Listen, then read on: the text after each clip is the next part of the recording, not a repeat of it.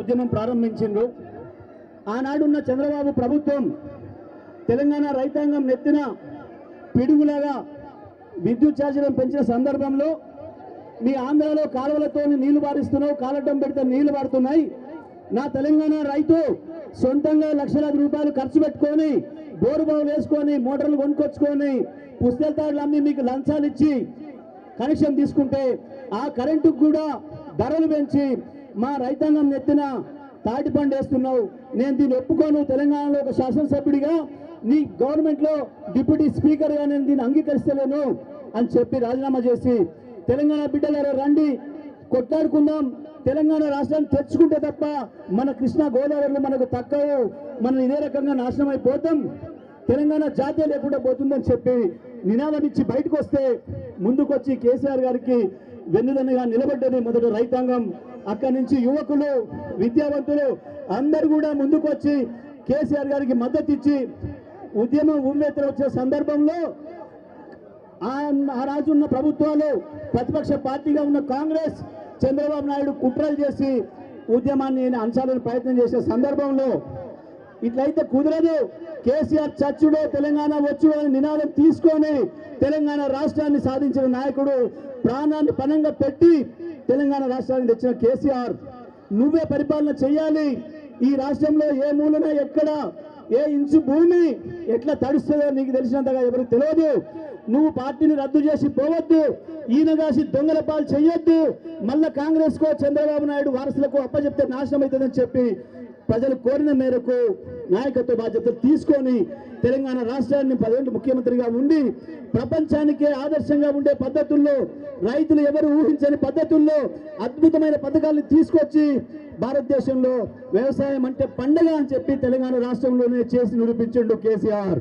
అటువంటి కేసీఆర్ నుంచి రైతాంగాన్ని దూరం చేయడానికి కాంగ్రెస్ పార్టీ అనేక కుట్రలకు పాల్పడ్డది. రైతుల్ని కేసీఆర్ నుంచి దూరం చేసే ప్రయత్నం చేసింది.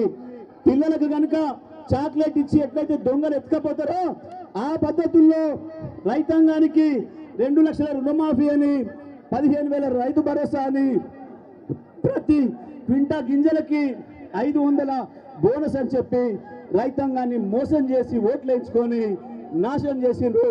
ఏడాది కాలంలో మళ్ళీ రైతుల్ని ఆత్మహత్యలకు పురిగొల్పే పరిస్థితి తీసుకొచ్చిండ్రు. ఆ రైతాంగానికి ధైర్యం ఇచ్చే పరిస్థితి కూడా లేదు. నిన్న ఇవాళ మళ్ళీ మోసం చేస్తున్నారు. ఇచ్చిన ఒక్క హామీని కూడా నెరవేర్చకపోగా రైతాంగం తిరుగుబాటు చేస్తుంటే కేసులు పెట్టి అణచేసే ప్రయత్నం చేస్తున్నారు. వాళ్ళకు మద్దతు ఇచ్చిన మీడియా మిత్రులు కావచ్చు, లేదా సోషల్ మీడియా మిత్రులు కావచ్చు, ఎవరినైనా సరే అణచివేసి కేసులు పెట్టే ప్రయత్నం చేస్తున్నారు. కానీ వాళ్ళ ప్రజలు, రైతులు స్వచ్ఛందంగా పోరాడడానికి సిద్ధపడుతున్నారు.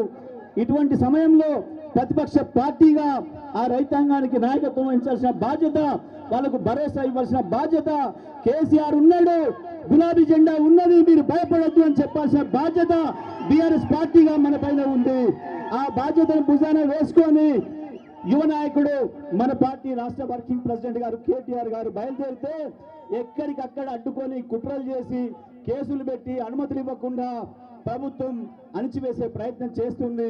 రైతాంగాన్ని భయపెట్టించే ప్రయత్నం చేస్తుంది. ఈ ఉడత ఊపులకు భయపడేది కాదు. కేసీఆర్ దళం ఇక్కడ ఉన్నది, కేసీఆర్ సైన్యం ఇక్కడ ఉన్నది. ప్రత్యేకించి ఇది నల్లగొండ జిల్లా. ఈ చిన్న కుక్క మీది పిల్లలు ఈ పొద్దున్నా కదా సోయి లేకుంటుండే ఈ ఆకు రౌడీలు మనం ఏం చెయ్యలేరు. నల్లగొండ ఉద్యమాన్ని ఆపలేరు, నల్లగొండ చైతన్యాన్ని ఆపలేరు. నల్లగొండ రైతాంగం ఏ మీడియా లేనాడు, ఏ వార్తలు లేనాడే, ఎప్పుడో 1930-40 కాలంలోనే సాయుధ పోరాటం చేసిన రైతాంగం, దానికి నాయకత్వం వహించింది నల్లగొండ జిల్లా రైతాంగం. గా స్ఫూర్తి రైతుల్లో ఇంకా నిలిచి ఉన్నది. ఇవాళ నల్లగొండ రైతాంగం యొక్క, నల్లగొండ యువ చైతన్యం యొక్క శక్తి ఏందో అన్న కేటీఆర్ గారు చూసిండ్రు. రాష్ట్ర అధ్యక్షులు మీ అందరూ కూడా చూసిండ్రు. ప్రత్యక్షంగా మీరు ఇచ్చిన స్వాగతాన్ని కూడా చూసిండ్రు.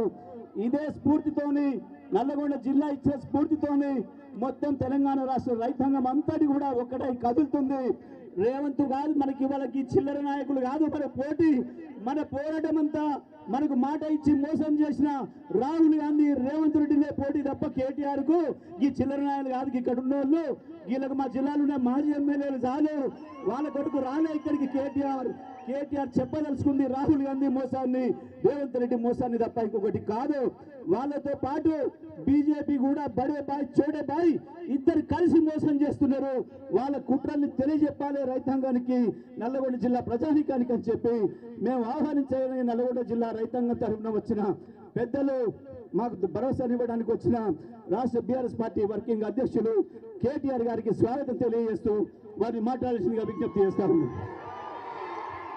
జై తెలంగాణ, జై తెలంగాణ. కేసీఆర్ గారి నాయకత్వం, కేసీఆర్ గారి నాయకత్వం. అందరికీ నమస్కారం. గౌరవనీయులు పెద్దలు ఈరోజు ఈ కార్యక్రమానికి నల్లగొండ క్లాక్ సెంటర్లో, క్లాక్ టవర్లో ఈ గడియారం